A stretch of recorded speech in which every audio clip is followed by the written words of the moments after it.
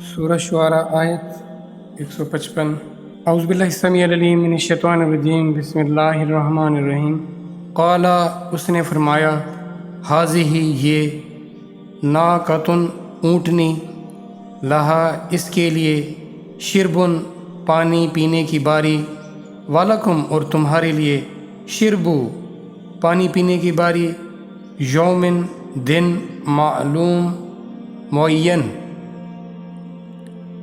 اب پچھلی آیت میں یہ تھا، ان کا مطالبہ تھا کہ ہم یہ کیسے تسلیم کر لیں کہ تم سچے ہو، تم اپنے سچا ہونے کی دلیل دو، ہمیں کوئی نشانی دکھاؤ جس سے ہم سمجھیں کہ یہ چیز تو تمہاری وجہ سے آئی ہے، یہ تو نہیں تھی، تو تم اس کو لے کر آئے ہو اور وہ کوئی عجب چیز ہونی چاہیے، تو پھر ہم جان پائیں گے کہ تم سچ بات کہہ رہے ہو۔ تو یہ مطالبہ انہوں نے کیا، انہوں نے معجزہ مانگا۔ ہم اصل میں دیکھیں، جب انسان کی بدنیتی ہوتی ہے نا، جب ماننے کی نیت ہی نہ ہو تو پھر وہ ہیلے بہانے تراشتا ہے، کرنے کا کوئی بہانہ نہیں ہے، نہ کرنے کے بے شمار بہانے ہوتے ہیں، عذر ہوتے ہیں، لیم ایکسکیوزز جو انسان تب کرتا ہے جب اس کی نیت میں فطور ہوتا ہے، گڑبڑ ہوتی ہے اس کے انر میں۔ تو وہ جو ان کے اندر گڑبڑ تھی نا، کھوٹ تھا۔ دیکھیں، مطالبے کی جو اصل تو نیت ہوتی ہے نا، نیت کیا تھی؟ نیت ان کا شک اور شبہ، ان کو چیلنج کرنا تھا، ان کو نیچا دکھانا تھا۔ اس سبب سے جب بھی دیکھیں آپ، جب اس واقعے سے ایک بات، اگر آپ چاہیں گے نا تو اس میں سے آپ، اللہ فرماتے ہیں، تدبر کرو، تفکر کرو۔ بعض دفعہ چیزیں آلریڈی آپ کو میسر ہوتی ہیں، بعض دفعہ آپ کوشش کرتے ہو، مطالبہ کرتے ہو، اس کے لیے بھاگ دوڑ کرتے ہو، اس کو حاصل کرنے کی کوشش کرتے ہو، تو دونوں صورتوں میں آپ پر ذمہ داری بڑھ جاتی ہے۔ پہلی بات تو یہ ہے کہ اللہ نے آپ کو ایک راستہ دیا ہے کہ آپ اپنے ٹھیک راستے پر چلتے ہوئے اپنی طلب کو ٹھیک کرو۔ آپ کا جو مطالبہ ہونا چاہیے، جو آپ کی تلاش ہونی چاہیے، وہ حق اور سچ پر مبنی ہونی چاہیے۔ یہ بھی نہیں ہے کہ جی میں نے چونکہ لاپرواہی برتی، میں نے کہا دیکھا جائے گا، میں نے آنکھیں بند کری اور مجھے کوئی ایسی چیز مسلط ہو گئی مجھ پر جو میرے لیے عذاب بن گئی۔ خاص طور پر جب ہم اپنے رشتوں میں، اپنے تعلق میں ہم اللہ اور اس کے رسول کی فرما برداری کو نہیں دیکھتے تو ہمارے اوپر جو وبال آتا ہے اس کا ہم ساری زندگی بھگتتے رہتے ہیں اس کو۔ یہ اب نہیں کہہ سکتے تھے یہ میرے نصیب میں ایسا تھا، ہم اس نصیب کو، اس قسمت کو سمجھ ہی نہیں پائے۔ لیس الانسان الا ما سعی، انسان کے لیے وہی کچھ ہے جس کی اس نے سعی کی، کوشش کی، جو اس نے طلب کیا، جس طرف وہ گیا، جس طرف اس نے رخ کیا۔ اب آپ کا رخ ٹھیک ہونا چاہیے۔ اچھا، اب اس ٹھیک رخ میں اللہ کی ذات پر بھروسہ ہونا چاہیے، آپ کے اندر قناعت ہونی چاہیے، آپ کے اندر صبر ہونا چاہیے، آپ کے اندر حرص اور ہوس نہیں ہونی چاہیے۔ اچھا، اب جب انہوں نے یہ مطالبہ کیا کہ ہمیں کچھ لا کر دیا جائے تو کیا کیا گیا؟ انہیں کہا گیا اب تم دیکھو اس پہاڑ کی طرف، پتھر تھا، چٹان تھا، ایسے چٹیل پہاڑ۔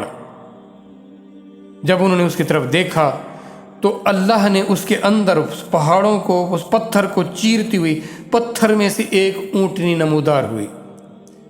ایک دم تو وہ ششدر رہ گئے، ہڑبڑا آ گئے، یہ کیا ہو گیا؟ ان کے پاس کچھ تھا نہیں بولنے کو کہ یہ کیا، یہ یوں کچھ کر ہی نہیں سکے۔ وہ اپنی کھلی آنکھوں سے انہوں نے دیکھا کہ پتھر میں سے اونٹنی نکلی، اور جو وہ اونٹنی نکلی ہوگی وہ اپنی وجاہت میں، اپنی خلقت میں، اپنی تخلیق میں ایسی تو نہیں ہوگی کوئی لاغر سی، کوئی کمزور سی، کوئی عام سی۔ وہ توانا اور زبردست قسم کی صحت کی مالک، وہ فیچرز والی اونٹنی آئی۔ اب ظاہر ہے وہ جو اونٹنی آئی تھی وہ عام اونٹنیوں جیسی تو تھی نہیں، جو مانگا تھا تو پھر اس کا بھگتو پھر۔ تو وہ اونٹنی کے لیے یہ ہوا، ایک چشمہ تھا جس چشمے سے وہ پانی لیا کرتے تھے، ان کے جانور پانی وہاں پیا کرتے تھے۔ اب یہ ہوا کہ یہ اونٹنی تم نے مانگی ہے، جیتی جاگتی زندہ کھاتی پیتی اونٹنی ہے، ورنہ اگر وہ کھاتی پیتی نہ، وہ کہتے ہیں یہ تو ایک مجسمہ نکل کے آ گیا، یہ تو پتھر سے پتھر نکل کے آ گیا، وہ چلتی پھرتی کھاتی پیتی اونٹنی۔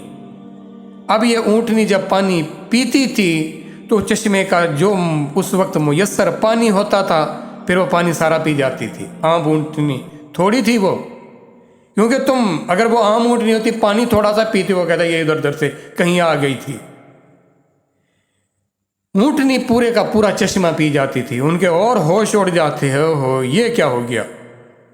انہیں کہا یہ کرنا یہ ہے، ایک دن یہ اونٹنی پانی پیے گی اور ایک دن اگلے دن تمہاری باری ہوگی اور تمہارے جانور اس میں سے پیا کریں گے، تم اس سے پانی لیا کرو گے۔ تو یہ بات ان کے لیے مقرر کر دی گئی۔ اب ظاہر ہے یہ بات تو بہت ان کے لیے مشکل گزری، وہ تو اس پر کھولنے لگے، یہ کیا ہو گیا، ہم کیوں انتظار کریں، ہم اپنے جانوروں کو روک کر کیوں رکھیں، یہ اونٹنی تو ہمارے کسی کام کی نہیں ہے، اب یہ آتی ہے اور سارا پانی پی جاتی ہے۔ تو اب وہ ترکیبیں کرنے لگ گئے کہ اس سے کیسے جان چھڑائی جائے۔ اب کوئی جان چھوٹنی ایسے تھوڑی ہوتی ہے، جو چیز جس چیز کی طرف انسان خود جاتا ہے تو وہ جان ایسے نہیں چھوٹتی۔ پھر ہم نے بہت ساری مصیبتوں کو اپنے گلے خود لگایا ہوا ہے، یہ بات اس سے ذرا سبق حاصل کریں، عبرت حاصل کریں۔ ہماری جو خواہشات ہیں، ہماری جو ڈیمانڈز ہیں، جو ہم دن بھر لگے رہتے ہیں، ہم نے حلال اور حرام کی تمیز ختم کر دی ہوئی ہے، ہم دنیا کے اسباب جو جمع کر کے لے آتے ہیں نا، ان کے بھی تقاضے ہوتے ہیں، پھر کچھ ان کی بھی کچھ مینٹیننس ہوتی ہے، اور اسی میں لگے رہتے ہیں ہم، اور ہمارے جو صلاحیتیں ہیں، جو ہماری ریسورسز ہیں، جو ہمارا وقت ہے، وہ ان کی نظر ہو جاتا ہے، ہم ان کو پھر بھی نہیں ٹھیک مینیج کر پاتے، اور وہ زندگی انہی چیزوں میں لگ جاتی ہے۔ اسی لیے اللہ نے ہمیں جو زندگی، جو ہمارے لیے بہترین اسوہ حسنہ قرار دیا گیا، جن کی زندگی کو ذرا دیکھو، ان کی زندگی